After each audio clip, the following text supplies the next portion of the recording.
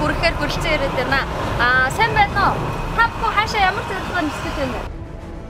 Бид нар одцогцлынхаа машиныг барилуулахаар наран дээр нисгэж байна. Нарлуу ч буухан бүхэл бүр ойлгоч хэцүү шүү дээ. Манай менежер мэдж байгаа. Бид бүхэн үнийг маш нарийн тооцоолсон байгаа. Наран дээр бид нэр үдших болно.